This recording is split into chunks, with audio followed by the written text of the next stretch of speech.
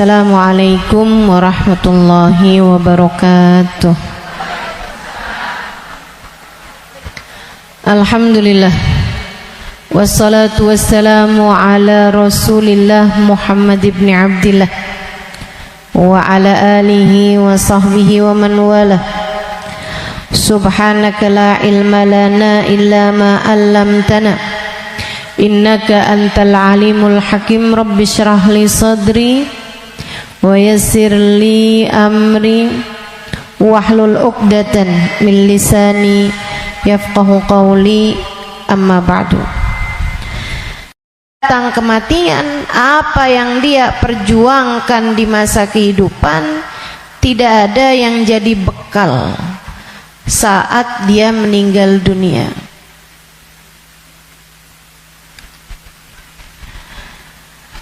Betapa kematian sesuatu yang pasti. Allah Subhanahu wa taala berfirman dalam Al-Qur'an. Kata Allah, "Fa'bud rabbaka hatta ya'tiyakal yaqin." Fa'bud rabbaka hatta ya'tiyakal yaqin. Sembahlah Allah Subhanahu wa taala Tuhanmu. Kamu sembah Allah Subhanahu wa taala hatta ya'tiyakal yaqin. Sampai kapan kita nih diminta buat nyembah Allah? Sampai kapan kita diminta buat ibadah?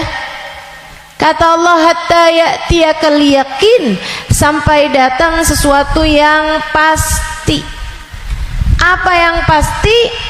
Ayil maut. Yang dimaksudkan dengan sesuatu yang pasti itu adalah mati, kematian. Orang nih hidup nggak ada yang pasti, teman-teman. Coba dilihatin. Emang kalau hidup udah pasti sekolah? Ada juga yang nggak sekolah, betul? Emang kalau sekolah udah pasti lulus? Nggak juga. Ada juga yang nggak lulus. Emang orang kalau hidup udah pasti sehat? Nggak juga. Ada juga yang sakit. Emang hidup udah pasti seneng? Enggak juga. Banyak juga yang susah. Emang orang kalau hidup udah pasti punya rumah? Enggak juga, bahkan ada juga yang ngontrak. Emang orang kalau hidup udah pasti nikah?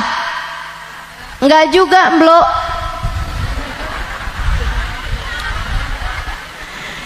Perhatian buat para jomblo. Enggak semua hidup pasti nikah. Banyak juga yang enggak nikah gitu. Ada juga yang enggak nikah. Walaupun udah sampai umurnya, udah lewat umurnya gitu, banyak yang enggak nikah. Enggak pasti juga. Ustazah, katanya kan orang semuanya punya jodoh, Ustazah. Kalau orang sampai dengan tua gitu enggak nikah, Ustazah, mungkin jodohnya meninggal. Bisa jadi, bukan? Mungkin jodohnya udah meninggal. Jadi akhirnya dijodohkan dia, tapi nanti di masa sesudah kematian. Gak apa-apa sih, enak juga. Gak harus susah-susah ngadepin suami.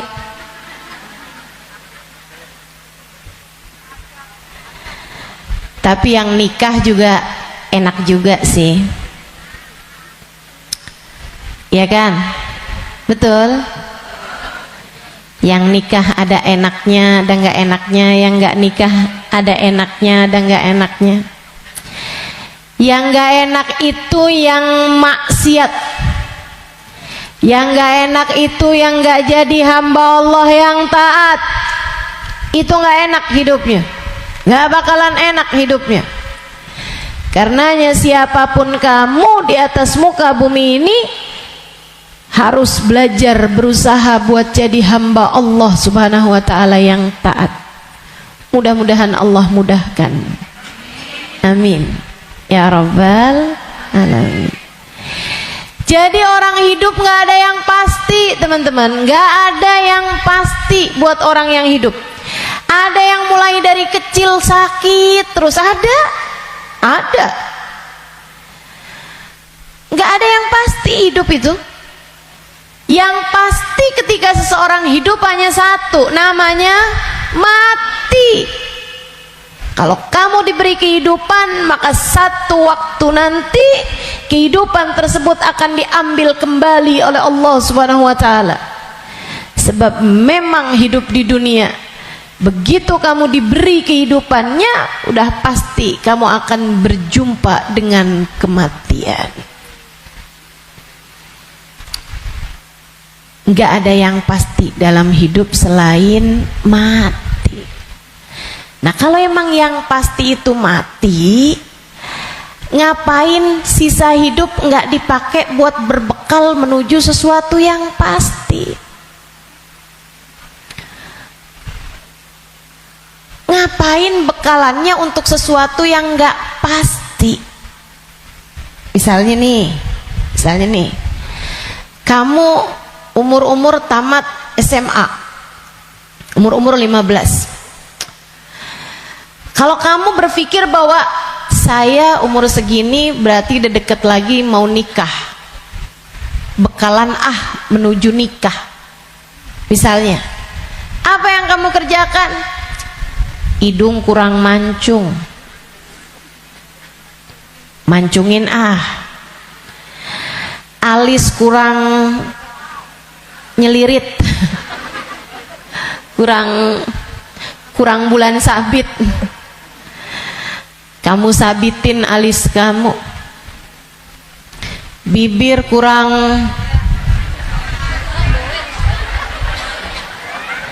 sekarang ini musim orang suka bibir lebar-lebar. Ya udah dah, saya tambahin biar agak turun bibirnya, biar doer bibirnya. Kalau kamu berpikir bahwa kamu akan menuju kepada kematian, kalau kamu berpikir kamu akan menuju kepada pernikahan, kamu kemudian berbekal menuju ke arah sana. Tapi kan sebenarnya nikahnya emang udah pasti? Belum pasti nikahnya. Betul? Orang hidup nggak pasti nikah, teman-teman.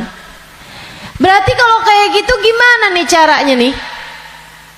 Gimana cara kita menjadikan hidup kita bermakna? Takutnya udah siap-siap, tahu-tahu nggak dapet, iya kan? Kan sia-sia. Kalau gitu yang pasti aja, kamu hidup biar bermakna, pastikan hidupmu adalah saatmu berbekal menuju kepada kematian. Saya tuh waktu SD kabarnya pinter. Mungkin ada guru-guru saya di sini. Selamat pagi Bu Guru. Kabarnya dulu pinter waktu saya sekolah. Saudaraku sekalian saya muliakan, tapi saya dulu selalu punya pikiran bahwa bisa jadi umur saya nggak panjang. Walaupun ternyata itu tidak terbukti ya. Sampai dengan sekarang saya masih ada di atas muka bumi ini, udah panjang hidup saya. Dulu itu saya selalu berpikir bahwa bisa saja umur saya nggak panjang. Saya SD, itu saya punya temen sekolah siang, sekolah madrasah, namanya Madrasah Al-Wasliyah. Saya punya temen meninggal dunia, masih seumuran saya gitu kurang lebih. Sejak saat itu saya kayak selalu berpikir bahwa bisa jadi umur saya nggak panjang, bisa saja saya juga meninggal dunia gitu. Akhirnya saya suka berpikir bahwa apa yang harus saya lakukan untuk menjadikan yang saya kerja akan bermanfaat kalau umur saya pendek. Akhirnya saya jadi mikir, kalau saya jadi dokter, umurnya harus panjang loh dokter itu, karena sekolahnya lama. SMP, SMA, kan saya ceritanya SD, SMP, SMA, kuliah. Kuliahnya S1, habis itu S2, habis itu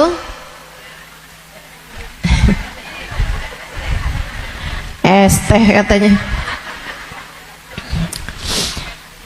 Buat jadi dokter spesialis itu kan mesti banyak sekolahnya, apalagi kalau mau spesialis yang spesialis lagi gitu, buat jadi dokter yang bagus. Artinya sekolahnya tuh panjang, baru bisa jadi dokter yang hebat, dokter yang mumpuni di atas usia 30-an tahun, bahkan mungkin 40-an tahun. Habisnya itu dia praktek mengamalkan ilmunya. Berapa lama? Sampai ketika datang ajal menjemputnya. Manfaatnya ilmunya itu berapa lama? Untuk bisa dipraktekkan bermanfaat buat umat manusia gitu. Sampai dengan berapa lama? Sebentar aja berarti. Kita aja kalau udah dirawat sama dokter yang terlalu tua rada was-was. Betul nggak? Dokternya mau nulis resep, ambil kacamata dulu gitu kan, terus nulisnya agak tangannya gemeteran. Takut kita nih kalau misalnya dia ngelihatnya salah-salah gitu kan, atau dia mau nyuntik tangannya udah gemeteran, waduh udah kayaknya rada gimana gitu. Tapi kita sama dokter muda juga kita ragu-ragu. Betul gak? Coba tuh, betapa ternyata mau jadi dokter aja itu umurnya cuman dari sekitar 40 sampai ke 50 atau 60 tahun dah gitu. Cuman segitu doang, sisanya udah enggak tuh, udah enggak maksimal. Saudaraku sekalian saya muliakan, saya jadi mikir gitu, wah kalau gitu nggak usah jadi dokter deh, takutnya umur 30-an tahun saya meninggal, saya nggak bekalan apa-apa nih. Apa ilmu, apa hal yang bisa membuat saya bisa nggak nyesel kalau saya mati muda? Itu yang saya pikirkan lagi zaman saya SD. Hingga akhirnya saya memutuskan untuk saya akan belajar di pondok pesantren. Biar saya kenal sama agama Allah, biar saya ngerti caranya jadi hamba Allah, biar saya kenal sama baginda pemimpin agama saya, baginda Nabi besar Muhammad. Biar saya bisa dekat dengannya, hingga semoga begitu saya meninggal dunia saya dapat berjumpa dan bertemu dengannya. Itu harapan saya. Akhirnya saya belajar di pondok-pondok pesantren, terus belajar, terus belajar, terus belajar. Saudaraku sekalian saya muliakan, alhamdulillah saya rasakan ilmu saya udah bermanfaat dari sejak usia 20 tahun. Saya udah mulai mengajar dari usia 20 tahun, dan saya mengajarnya dalam bahasa Arab di kota Tarim, Hadramaut, Yaman. Saudaraku sekalian saya muliakan,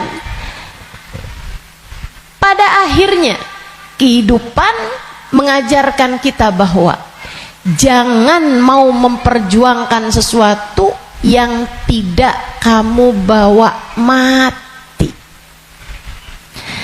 Begitu saya belajar lama, saya jadi ngerti bahwa ternyata bahkan bekalan menuju kematian itu bukan ilmu yang banyak, bukan. Akan tetapi hati yang tersambung dengan Allah penciptanya. Ruh, sebab hulikatir ruhu lil abad. Ruh itu ketika diciptakan, ia diciptakan untuk selamanya. Ruh kamu ini teman-teman saya sekalian, ini yang akan kamu bawa mati. Hati kamu itu adalah ruh kamu, rasa kamu, Ini yang akan kamu bawa mati. Kalau badan ini nggak akan kamu bawa mati. Begitu kamu mati, udah tuh nggak ada lagi urusan sama badan. Badan kamu bisa dimakan merayap-rayap tanah dan habis.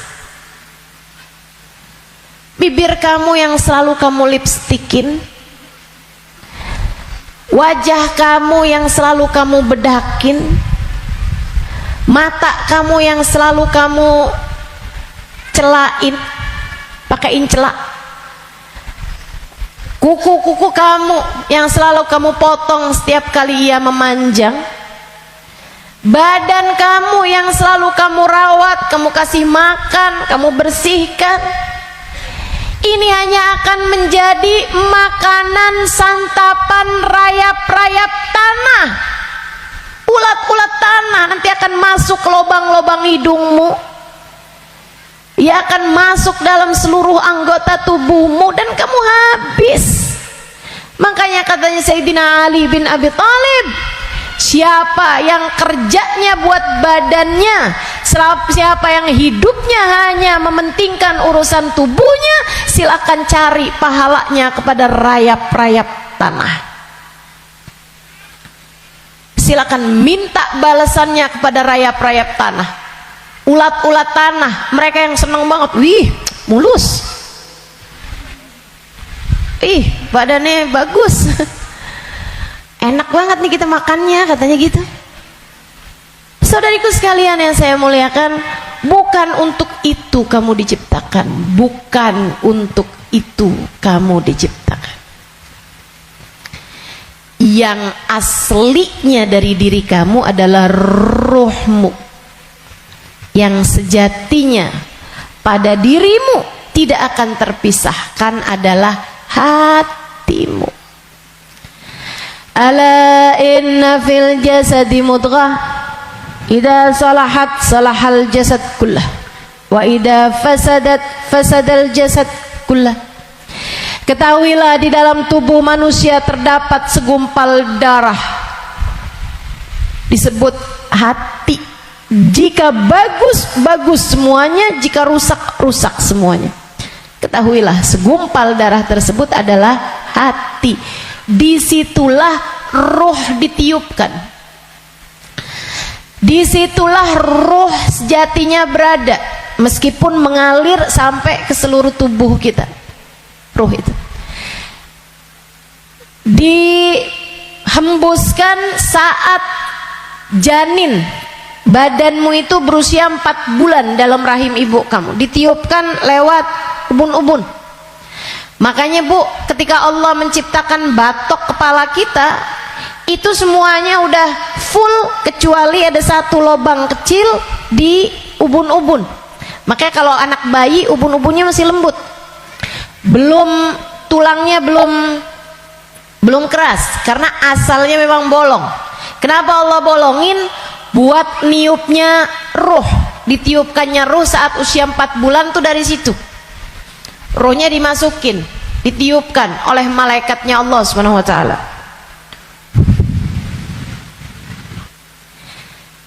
Pusatnya ditaruh di jantung atau di hati, dia pusatnya tuh ditaruh di hati, menyebar ruh tersebut sampai ke ujung-ujung jari. Itu ruh. Kalau datang kematian, dicabut lagi dari ubun-ubun. Malaikat pencabut nyawa sama halnya dengan malaikat peniup ruh, itu memulai pekerjaannya dari ubun-ubun. Nyabut nyawanya juga dari sini. Dicabut dari atas, kan yang duluan hilang yang kaki. Makanya orang kalau mati tuh kakinya duluan yang dingin. Yang lain masih hangat tapi kaki udah dingin, itu berarti sudah memulai proses pencabutan nyawa. Sama kayak ada prosesnya bayi ketika keluar, makanya ada istilah pembukaan 1, bukaan 2, bukaan 3 tuh. Sama halnya juga dengan peniupan ruh. Ruh juga begitu. Ketika ditiupkan dan ketika dicabut itu juga seperti itu. Ada masa-masa berhentinya, namanya sakarat. Namanya sekarat. Ala inna lil mauti sakarat. Kata Nabi Muhammad sallallahu alaihi wasallam. Ketahuilah, kematian ada sekaratnya. Kematian ada hentakan-hentakannya, enggak sekaligus. Kematian ada tahapan-tahapannya. Ditarik cedek sampai ke lutut. Jadi yang dingin duluan, yang enggak ada ruhnya duluan kakinya.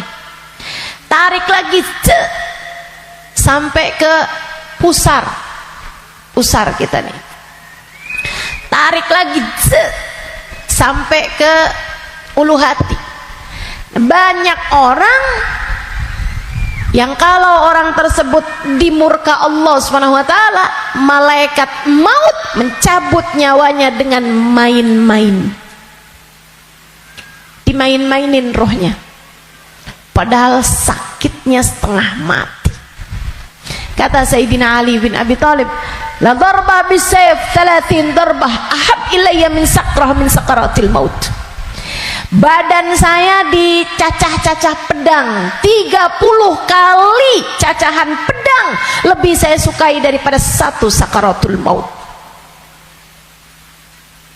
Sakit setengah mati. Buat orang yang suka main-main dalam hidupnya, ada banyak di antara mereka yang ketika ajal datang menjemputnya, malaikat maut memain-mainkan saat pencabutan nyawa. Sakitnya luar biasa. Tapi ada banyak juga hamba-hamba Allah yang hidupnya santun, yang hidupnya berakhlak pada Allah, nggak pernah main-main dalam hidupnya. Allah pun memudahkan saatnya sakaratul maut. Kayak doa orang-orang tua kita, Allahumma hawwin alaina fi sakaratil maut wan najata minan nar. Ya Allah, ringankan saatnya sakaratul maut. Dia nggak bilang, ya Allah jangan ada sakaratnya dong buat kematian saya. Nggak bisa gitu. Atau ya Allah jangan kasih saya sakit saat sakaratul maut. Nggak bisa gitu juga, karena memang sakaratul maut itu sakit, memang pasti sakit. Jadi yang diminta adalah Allahumma khaffif alaina fi sakaratul maut. Ya Allah, ringankan sakitnya sakaratul maut. Apa yang bisa meringankan? Maksudnya ringannya tuh gara-gara apa? Kalau kamu tanya sama saya, Ustazah, ringannya sakaratul maut tuh gara-gara apa? Saudaraku sekalian, sesuatu itu sakit bisa jadi ringan itu karena dua hal. Satu, karena memang sakitnya itu levelnya jadi ringan. Kan begitu? Sakit kan ada level-levelnya. Memang Allah jadikan sakitnya itu ringan, jadi berkurang sakitnya. Itu banyak yang seperti itu, sehingga sakaratul mautnya kayak nggak sakarat gitu, karena sama sekali nggak kesakitan. Ada yang begitu, memang diringankan Allah Subhanahu wa taala, level sakitnya memang diturunkan oleh Allah Subhanahu wa taala, semacam itu. Atau yang kedua, Allah alihkan fokusnya sehingga dia jadi kayak nggak berasa sakaratul maut, karena Allah memalingkan fokusnya bukan kepada sakitnya, tapi kepada sesuatu yang lain. Apa? Allah palingkannya dengan apa? Yang paling indahnya, yang paling enaknya adalah dengan dihadirkannya baginda Nabi besar Muhammad sallallahu alaihi wasallam di saat sakaratul maut tersebut. Sakit, tapi nggak jadi terasa sakitnya sebab ia bisa lihat Nabi Muhammad. sebab dihadirkan Nabi Muhammad untuknya. Sakit, tapi yang nggak terasa. Gimana coba? Gimana sakitnya mau terasa kalau kamu bisa ketemu Nabi Muhammad? Nabi Muhammad misalnya berkata kepadamu, selamat datang wahai umatku. Ya udah nggak ada lagi rasa sakitnya teman-teman. Udah jadi indah semuanya. Banyak yang begitu juga.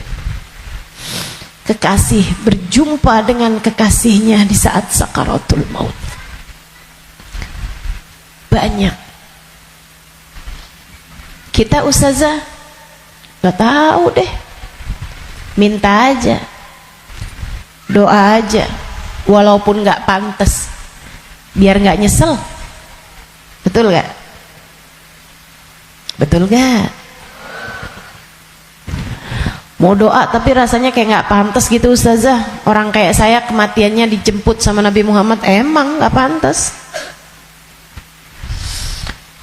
Yang kayak kamu ngomongin orang,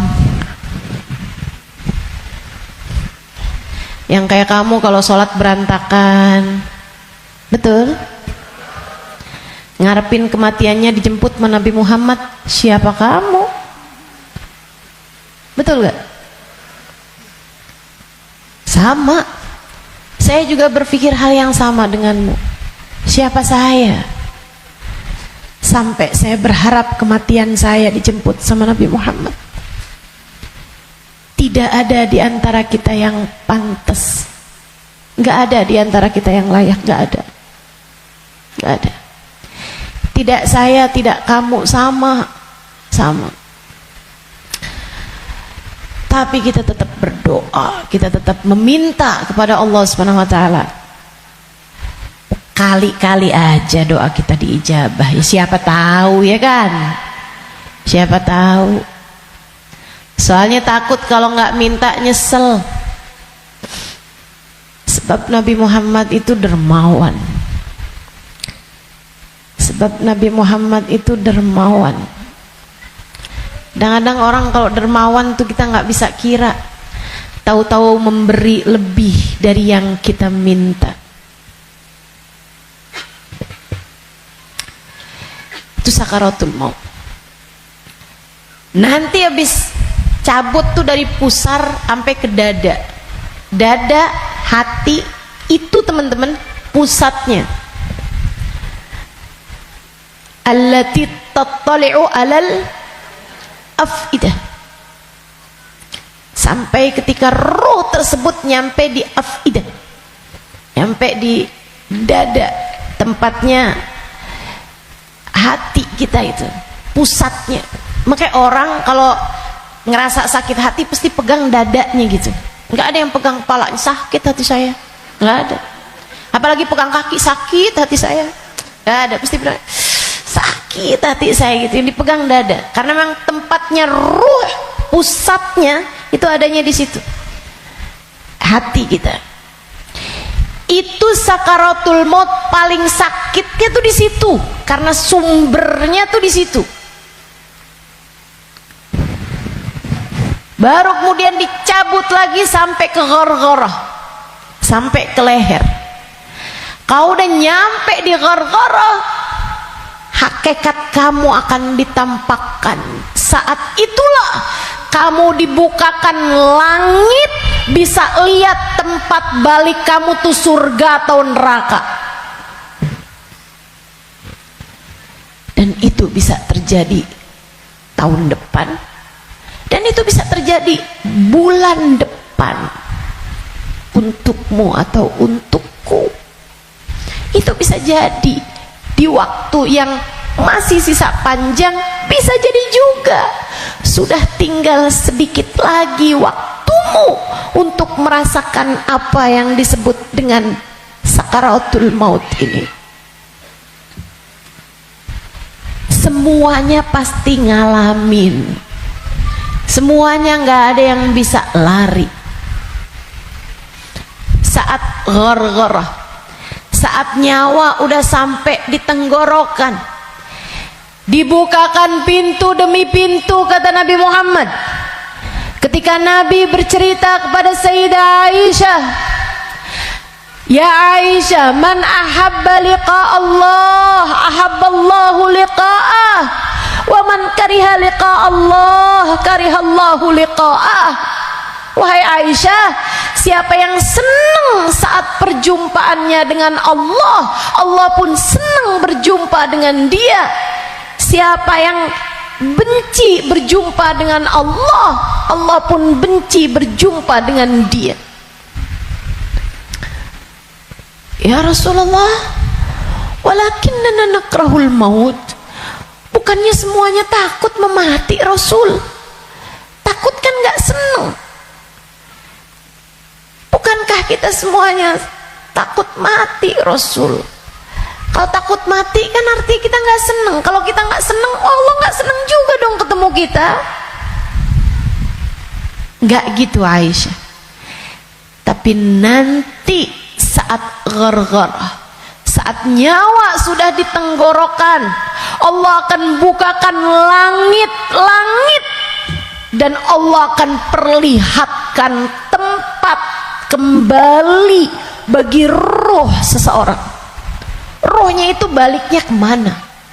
Siapa yang ketika dibukakan langit-langit tahu tempat kembalinya adalah neraka, dia pun takut ketemu sama Allah, dia benci berjumpa dengan Allah, Allah pun benci berjumpa dengannya, walaupun dia bunuh diri sekalipun. Dia bunuh diri nih, pengen mati kan orang bunuh diri, tapi begitu ruhnya sampai di tenggorokan, begitu dia lihat tempat kembalinya adalah neraka, dia pun takut, kepengen gak jadi bunuh diri. Dia pun pengen balik hidup lagi, karena dia lihat ternyata tempat kembalinya adalah neraka yang sangat menakutkan. Dia benci berjumpa dengan Allah, Allah pun benci berjumpa dengannya. Sebaliknya, orang mukmin, orang yang tawadhu, orang yang hidupnya buat nyari Allah, walaupun sebenarnya takut, walaupun sebenarnya ngeri, tapi saat langit dibuka, dia diperlihatkan bahwa tempat kembalinya adalah surga. Dia pun rindu, dia pun ingin,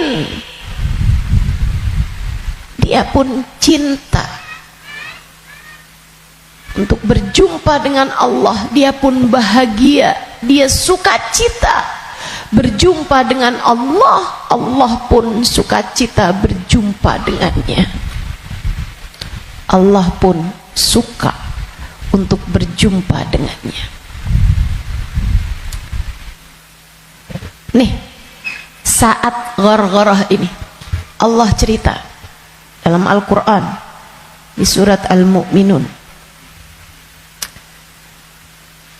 hatta idza jaa ahadahumul maut qala rabbi rji'un la'alli a'malu salihan fima taraktu kalla innaha kalimatun huwa qailuha wa min waraihim barzakhun ila yaumi yub'atsun. Sadaqallahul azim. Kata Allah, sampai ketika kematian datang kepada kalian, ketika roh sampai di tenggorokan, dia akan berkata, Rabbirji'un, balikin saya lagi ya Allah, balikin saya lagi ya Allah. Setahun, biarkan saya tinggal lagi di dunia setahun ya Allah.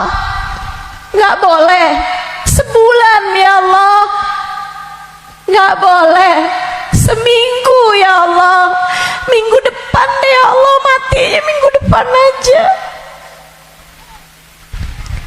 Nggak boleh minggu depan, sehari ya Allah, Besok mati gak apa-apa, jangan sekarang.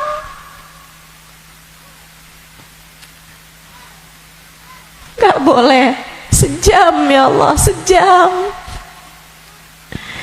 Sejam lagi matinya ya Allah, balikin lagi ya Allah. Rabbi rji'un la'alli a'malu salihan fima taraktu. Saya akan segera bagi-bagi harta saya buat sedekah. Saya akan segera sholawatan kepada Nabi Muhammad. Saya bakal segera baca Al-Quran. Saya bakal segera sholat. Saya mau minta maaf sama orang-orang.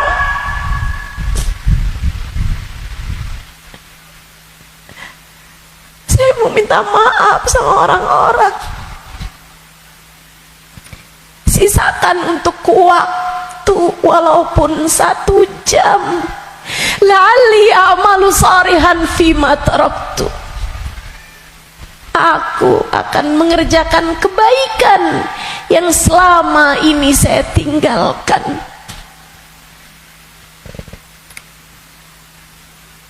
Apa jawab Allah? Kalla innaha kalimatun huwa qailuha. Gak ada.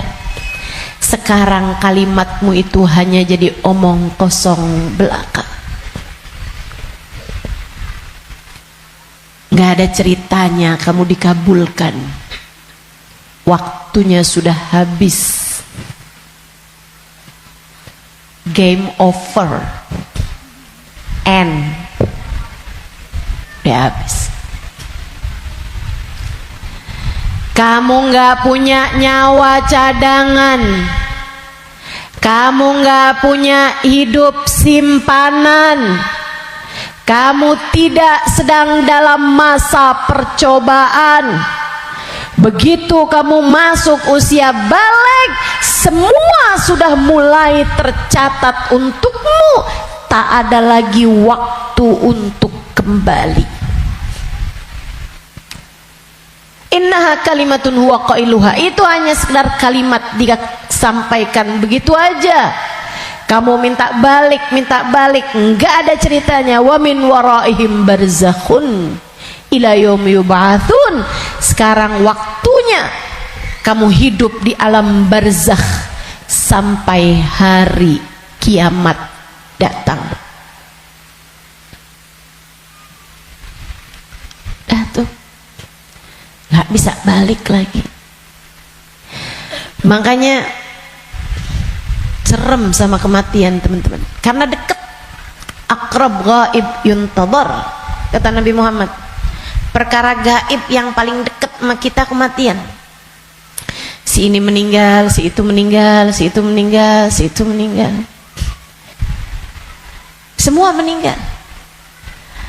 Maka sebagaimana kamu melihat satu hari ada jenazah diangkut, satu waktu jenazah kamu yang diangkut. Sebagaimana kamu lihat ada nama seseorang, kamu dengar nama seseorang diumumkan di masjid, satu waktu namamu yang akan diumumkan di masjid.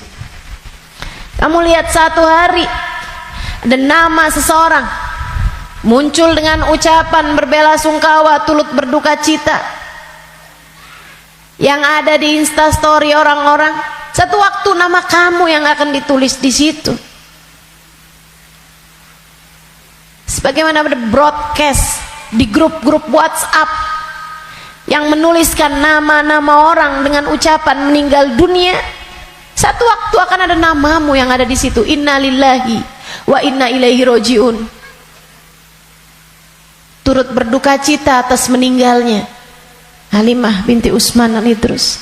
Akan ada waktunya. Semua akan ada waktunya. Semua akan ada gilirannya. Pasti, tanpa terkecuali. Kamu akan datang giliranmu. Pasti, tanpa terkecuali.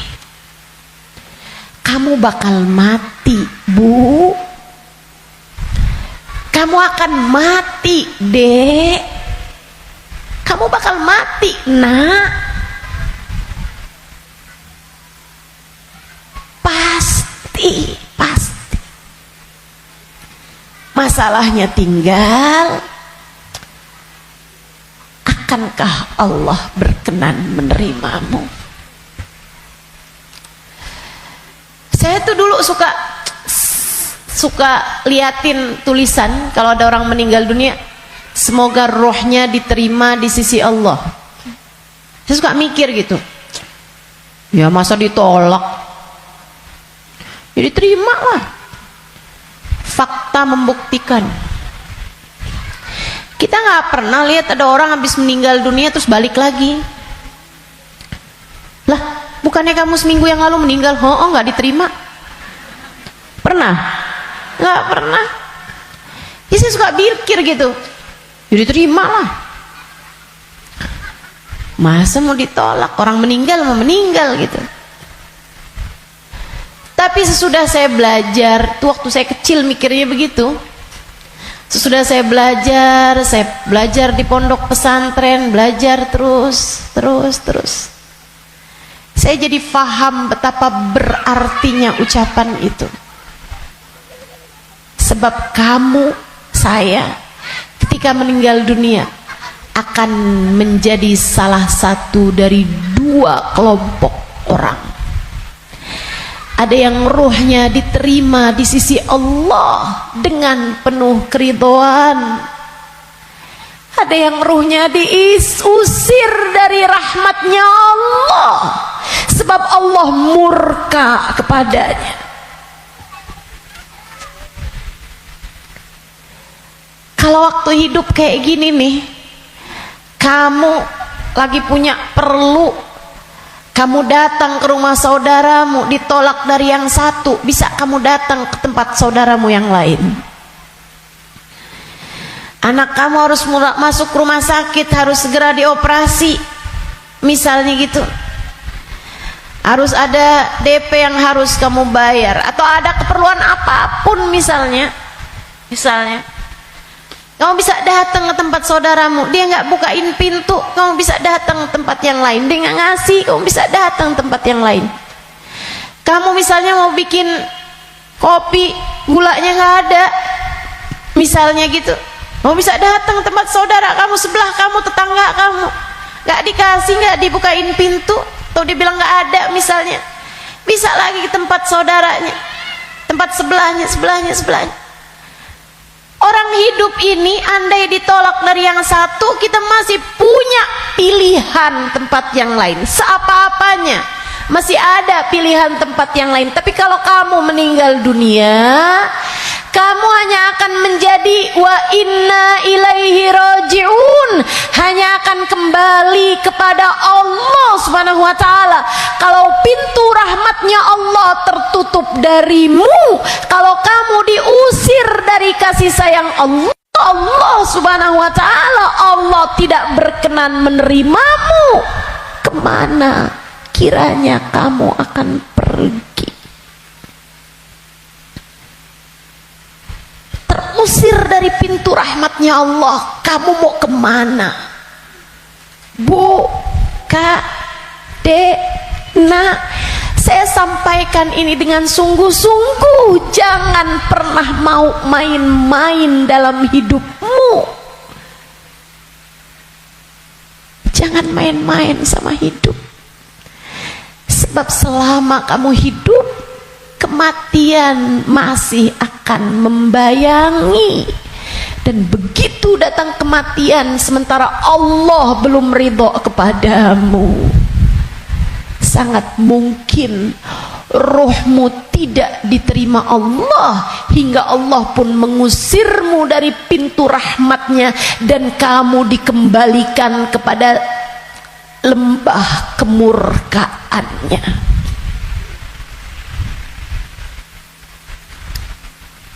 Dimurka Allah Subhanahu wa ta'ala. Dimurka Allah Subhanahu wa ta'ala.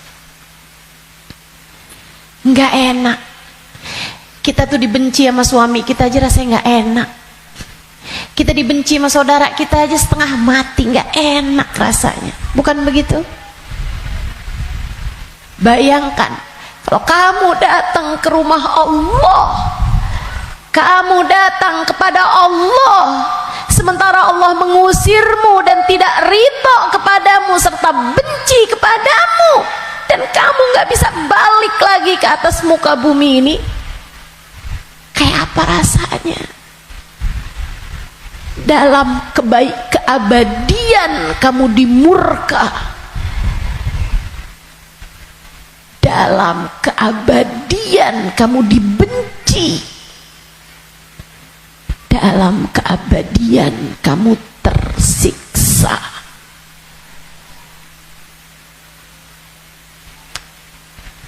Gak akan sabar, gak akan sabar.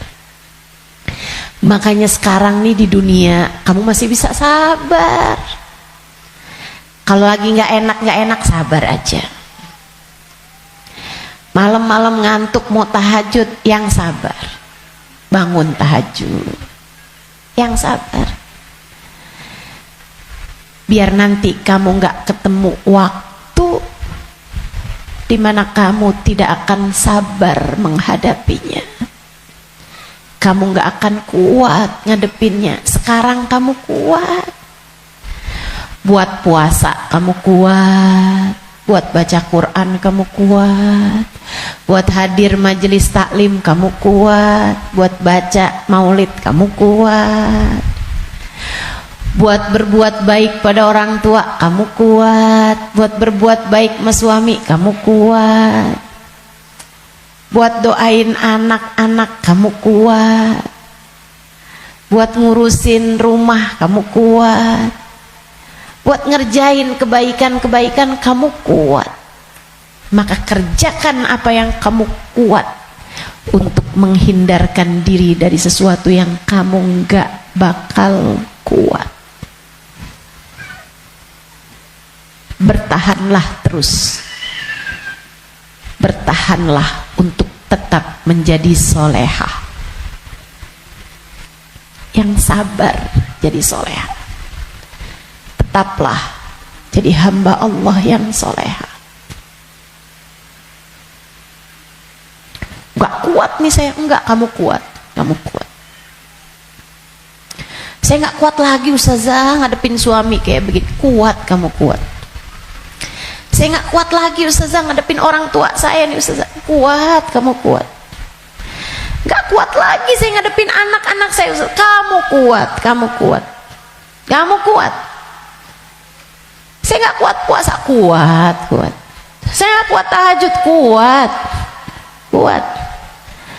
Saya gak kuat baca zikir habis duhur, habis subuh ke isyraq, kuat, kuat.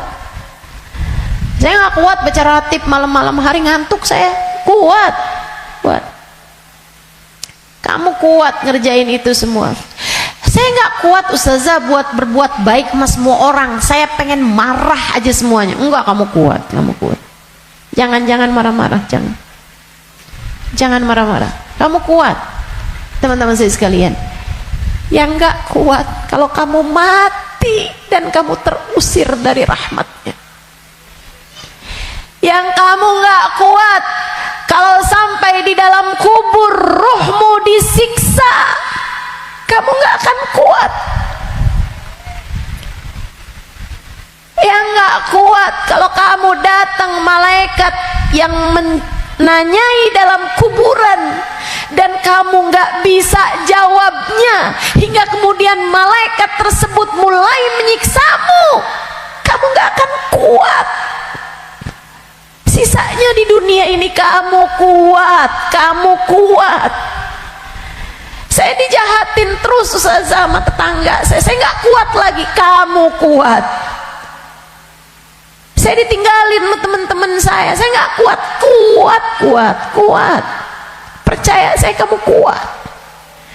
Saya sakit Ustazah, saya udah nggak kuat lagi, kuat, kuat, kuat. Yang kamu nggak kuat kalau kamu sampai diusir dari rahmatnya Allah. Yang kamu nggak kuat kalau ruhmu keluar, dan bisa jadi itu bulan depan, bisa jadi itu minggu depan. Saat ruhmu keluar dan kamu ngelihat tempat kembalimu adalah neraka, kamu nggak akan kuat.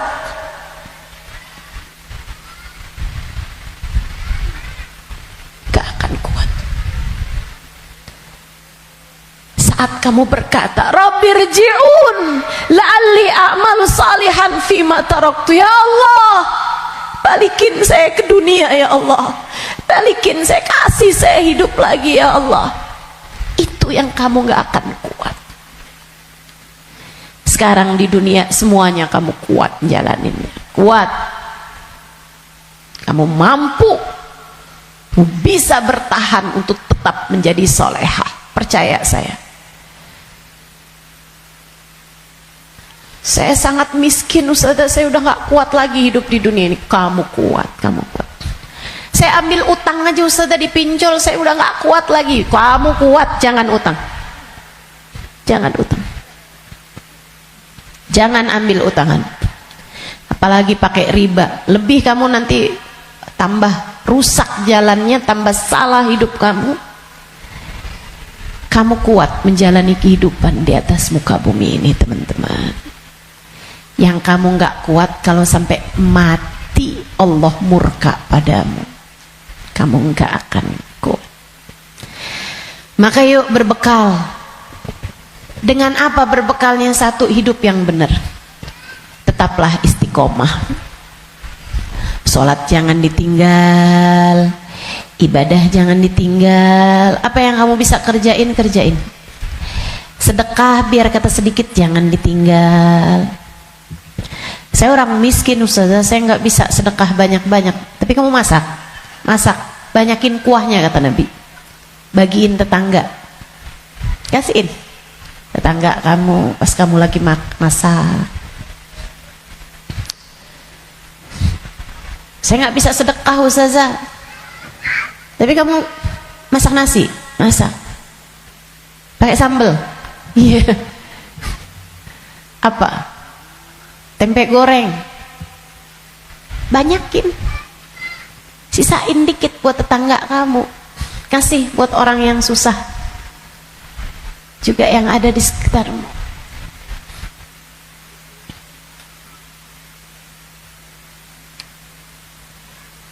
Itu pesan Nabi kita Muhammad SAW. Berbuat baik. Saya nggak bisa Ustazah, saya nggak ada sesuatu yang bisa saya sedekahkan. Senyum bisa bukan? Kamu punya bibir? Ya punya sih Ustazah. Ya udah senyum aja kalau gitu. Ketemu orang, bisa nyenengin orang, apa kabar? Sehat? Atau saat kamu bangun di waktu malam, kamu angkat tanganmu, kemudian kamu bilang, ya Allah, sayangi tetangga-tetangga saya ya Allah, sayangi teman-teman saya ya Allah, ampuni dosa-dosa mereka ya Allah, orang di kampung saya ya Allah, ampuni dosa-dosanya ya Allah. Sedekah kamu buat mereka, kebaikan kamu buat mereka. Berbuat baik semampu yang kamu bisa, sebisa yang kamu mampu. Apaan aja, apaan aja. Bahkan sekedar kalimat pujian buat suami kamu. Alhamdulillah kamu sehat, saya senang kalau kamu udah sehat. Kata-kata yang enak gitu. Jangan sakit lagi ya, saya kesian kalau lihat kamu sakit, saya sayang sama kamu. Kalimat yang enak. Ganti deh, ganti kalimat-kalimat yang gak enak. Udah sehat kan, berarti bisa kerja lagi kan. Susah kalau kamu sakit nih. Terus kita mau makan apa kalau kamu sakit terus-terusan? Gak enak banget sih kalimatnya. Kamu bakal mati, maka pilihlah kalimat yang gak jadi penyesalan bagimu sesudah kematianmu. Yang bagus ngomongnya, yang bagus. Jangan sakiti hati orang. Iya Kak, Bu, Dek. Ucapanmu kepada orang tuamu nak, yang bagus, yang bagus. Mama yang sehat ya Ma, Mama yang sehat. Enggak kok, Mama nggak pernah ngerepotin. Saya seneng ada Mama. tetaplah sehat ma, tetaplah kuat ma. Yang bagus ngomongnya, nanti nyesel kalau kamu yang pergi atau mamahmu yang pergi.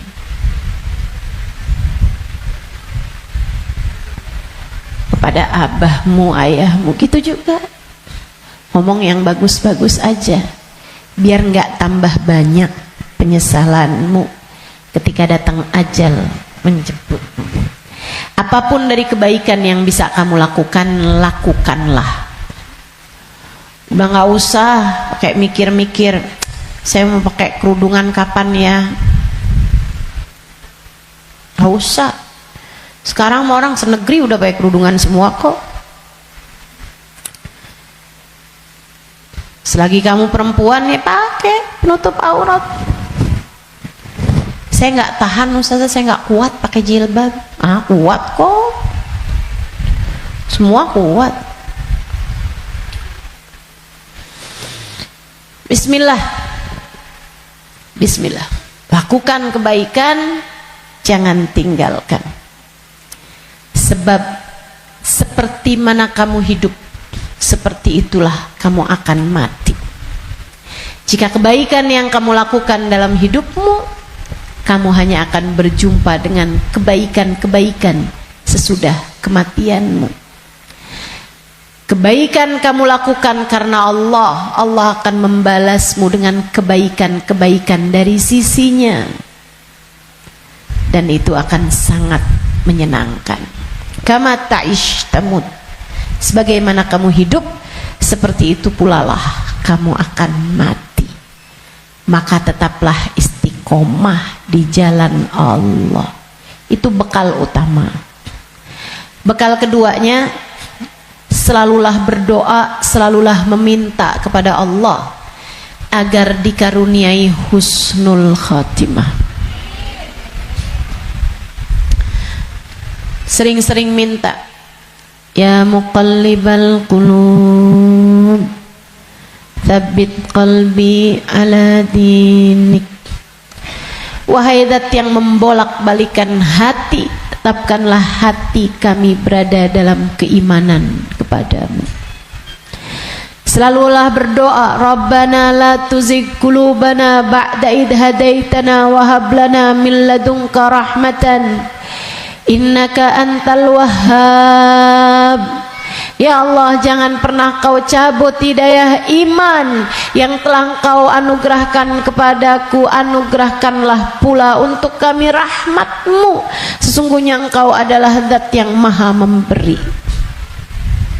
Selalulah berdoa, ya Allah biha, ya Allah biha, ya Allah bihusnil khatimah, ya Allah biha, ya Allah biha, ya Allah bihusnil khatimah. Ya Allah, aku mohon padamu, ya Allah, aku minta padamu husnul khatimah, ya Allah, akhir kehidupan yang baik, kematian dengan membawa iman, kematian sedangkan kau berkenan menerima kami, ya Allah. Terus doa, terus minta sama Allah. Sebab la yarudul qada illa doa. Tidak ada yang dapat menolak takdir buruk selain doa. Doa terus, doa terus, doa terus. Kalau ada waktunya doa tuh, kayak lagi majelis, kemudian silahkan berdoa, silahkan sampaikan hajatmu. Habis sholat, jangan dulu langsung bangun, sebelum kamu berzikir kemudian berdoa, kan begitu. Nah kalau doa jangan minta dunia mulu teman-teman. Kalau semua doa mau minta dunia, habis dunianya selesai kamu bawa apa? Kamu punya apa? Minta juga. Urusan akhirat malah justru jauh lebih penting daripada meminta urusan dunia yang akan kamu tinggalkan begitu kamu mati. Jangan kalau doa yang diminta duit lagi, duit lagi. Jangan kalau doa yang diminta jodoh lagi, jodoh lagi. Atau biar hati suami nggak berpaling, itu aja yang kamu minta. Biar suami nggak poligami, ustazah, itu terus doa saya, ustazah. Bukan hanya itu yang kamu perlukan, teman-teman. Doa urusan dunia tuh kalau bisa sekedarnya aja. Karena hidup di dunia ini qalil, sedikit, katanya Imamul Haddad, tabalagh bil qalili minal qalili. Bekelan dunia ini sedikit aja lah, karena dunianya itu emang sedikit. Dikit lagi juga mati. Kalau doa itu yang kiranya kamu gak nyesel begitu kamu masuk ke dalam alam kubur. Doanya minta apa? Minta husnul khotimah. Doa minta Allah ridha, minta biar Allah selamatkan, minta biar Allah bahagiakan kalau kamu ada di dalam kuburan, minta biar Allah bahagiakan ketika nanti kamu di padang mahsyar. Jadi begitu ajal datang menjemputmu, kamu masih punya simpenan dari doa-doa yang belum diijabah Allah SWT, yang belum kamu rasakan ijabahnya. Begitu kamu mati, kamu udah punya simpenan doa buat mahsyar. Begitu kamu mati, kamu udah punya simpenan doa buat kubur. Begitu kamu mati, kamu udah punya simpenan doa buat kiamat.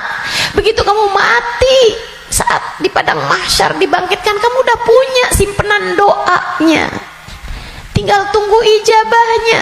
Nah kalau doanya belum pernah kamu doain, gimana mau ngarepin ijabahnya? Nah kamu nggak pernah minta, ya Allah kubur saya, ya Allah saya sekarang maunya kubur saya biar seneng, ya Allah. Ternyata kok nggak seneng, kata Allah. Nah kamu nggak pernah minta. Di dunia yang sering mintanya, biar nanti kamu dapat ijabahnya. Di dunia yang sering minta, ya Allah jadikan kami ada dalam rombongan Nabi Muhammad, jadikan kami ada dalam rombongan umat Nabi Muhammad, ya Allah. Jangan cuman di majelis maulid aja doanya. Saat tahajud tuh kamu doa, minta, ya Allah nanti di akhirat, ya Allah jadikan saya ada dalam rombongan Nabi Muhammad. Biar nanti begitu kamu mati, kamu udah punya simpenan doanya, tinggal nunggu ijabahnya. Kata Allah, ud'uni astajib lakum, mintalah niscaya akan aku beri. Jadi di akhirat kamu tinggal nungguin saat doamu diijabah. Sebab kalau kamu mintanya nanti gitu kan di akhirat, ya itu tadi kata Allah, innaha kalimatun huwa qailuha.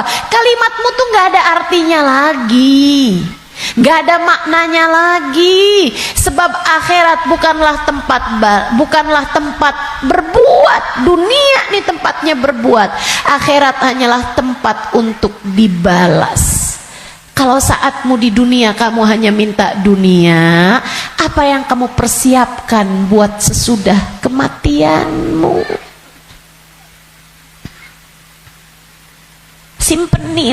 Simpenin doa-doa yang banyak buat akhirat, karena akhirat itu jauh lebih panjang, jauh lebih penting, jauh lebih berarti, jauh lebih bermakna. Dunia ini hanya sebentar, teman-teman. Jangan sampai nyesel. Jangan sampai nyesel. Doa. Doa tidak pernah hanya sekedar. Itu adalah semua yang kamu perlukan. Kita semua perlu doa. Semua perlu doa. Makanya banyak-banyak doa.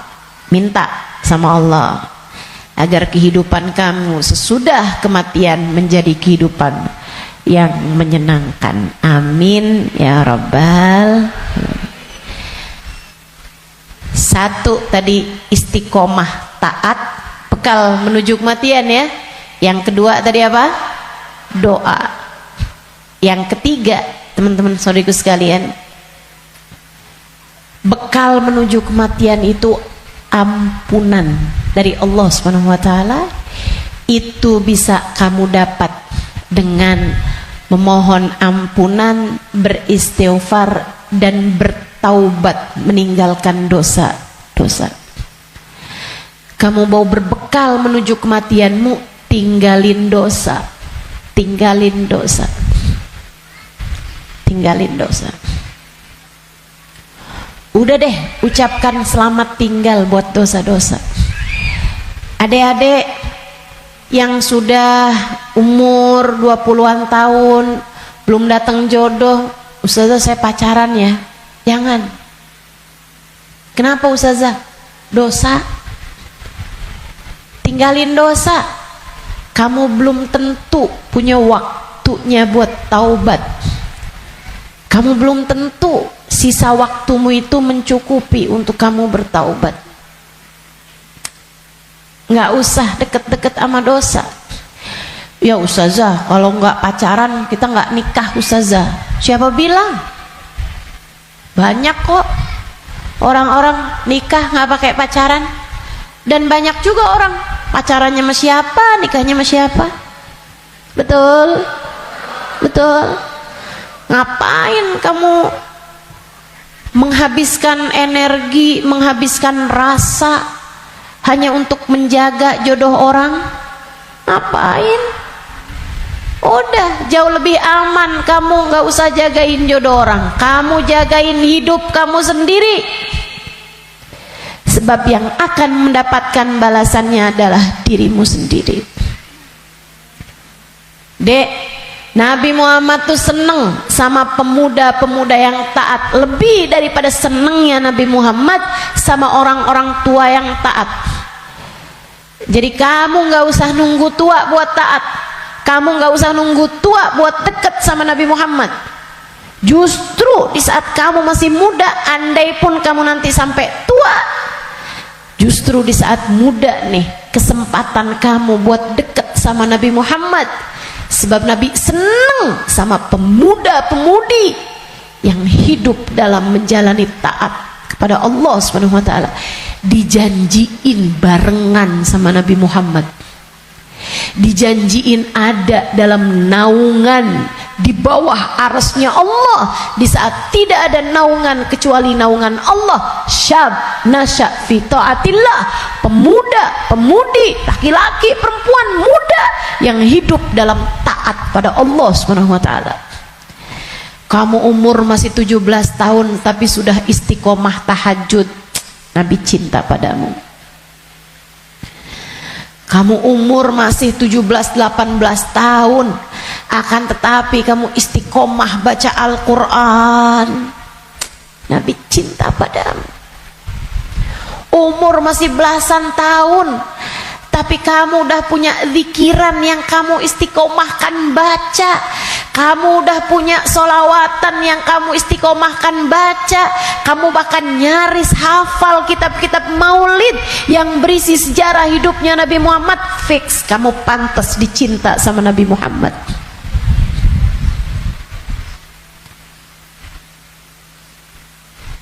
Kamu punya kesempatan besar untuk bisa jadi orang yang kelak di hari akhirat nanti membersamai Nabi Muhammad. Tinggalin dosa, dek, tinggalin dosa. Gak ada pentingnya. Kamu gak akan seneng nantinya sama dosa itu. Kelihatannya kayak bagus tapi bikin sumpek. Kelihatannya kayak enak tapi bikin hati gelap. Kelihatannya kayak membahagiakan, padahal itu hanya akan menyusahkan hidupmu saja. Tinggalin dosa. Semua yang ada di sini, yang tua, yang muda, tinggalin dosa, tinggalin dosa. Itu cara kamu biar bisa berbekal menuju kematian yang indah. Yang terakhir, kamu pengen berbekal menuju seindah-indah kematian adalah dengan mencintai orang-orang soleh. Gaulmu itu loh benerin. Gaulnya sama orang bener biar kamu bisa bener. Sayangnya sama orang bagus di mata Allah, orang soleh, orang solehah. Sayangnya sama ulama, sayangnya sama guru-guru, gitu kan? Sama ustadz, sama ustadzah, sama kiai, sama bunyai, sama habib, sama habibah, muhbabah. Itu bikin kamu bisa jadi orang-orang yang meninggalnya nanti dalam keadaan-keadaan yang indah. Tentu di akhirat kita semuanya ingin dikumpulkan dengan orang-orang baik. Maka kalau kamu di akhirat nanti dikumpulkan orang baik, caranya adalah bersamalah dengan mereka dari sejak di dunia. Bersamalah dengan mereka dari sejak di dunia. Hadirlah di majelis-majelis ilmu, yang seneng dengerin kajian-kajian dari para ulama, yang seneng melantunkan bersama-sama maulid, solawat, istighfar bareng-bareng, doa bareng-bareng, qiyam bareng-bareng. Kebersamaanmu dengan apapun di dunia akan membuatmu bersama di akhirat nanti dengan orang-orang yang kurang lebih sama. Hadirnya, senangnya di majelis-majelis ilmu, majelis-majelis dzikir, majelis maulid kayak begini, sangat pantas nanti dikumpulinnya di akhirat dengan orang-orang soleh solehah. Kamu pikir orang-orang soleh solehah kumpulnya di mana kalau bukan di tempat-tempat yang semacam ini? Makanya, ayo bismillah, cintai mereka. Andai pun kamu nggak lagi bersama dengan mereka, para ulama-ulama, para hamba-hamba Allah soleh-soleha, tetaplah bersama dengan mereka dalam doa. Saat doa tuh, saat doa, sertakan hamba-hamba Allah yang soleh-soleha. Guru-gurumu doain, ulama-ulama doain, orang-orang tercinta di sisi Allah doain. Ustazah, kan nggak manfaat ya ustazah, saya nih kan orang punya banyak dosa, ngapain doain guru-guru saya, orang-orang taat semua, ahli-ahli ibadah semua, ngapain saya doain? Saya jauh lebih perlu buat didoain sama mereka daripada saya mendoakan mereka. Andai pun begitu, ini masalah keberpihakan. Ini masalah kebersamaan. Ini masalah urusan penautan hati. Teman-teman saudaraku sekalian, saya doakan guru-guru saya doakan Habib Umar bin Hafid, saya doakan Hubabah Nur, saya doakan Habib Zain bin Smith, saya doakan mereka biar hidupnya menyenangkan, biar betah hidupnya di dunia, biar sehat. Saya doakan mereka biar semakin dicinta Allah, semakin disayang Allah. Saya doakan semoga lancar dakwahnya, semoga bahagia hidupnya. Saya doakan. Teman-teman saudaraku sekalian, saya doakan. Walaupun saya yakin saya lebih memerlukan doa mereka daripada doa saya. Apalah arti doa saya untuk mereka? Saya tahu itu. Tapi saya tetap berdoa untuk sebuah keberpihakan. Saya doa untuk sebuah keberpihakan. Saya doa, teman-teman saudaraku sekalian saya muliakan, kamu tahu nggak? Kalau ada artis-artis dunia, aktor-aktor dunia, pemain bola sakit misalnya, yang doain ribuan orang, yang doain bahkan mungkin jutaan orang mendoakan orang tersebut, yang bahkan mohon maaf banyak diantara mereka yang nggak beriman kepada Allah.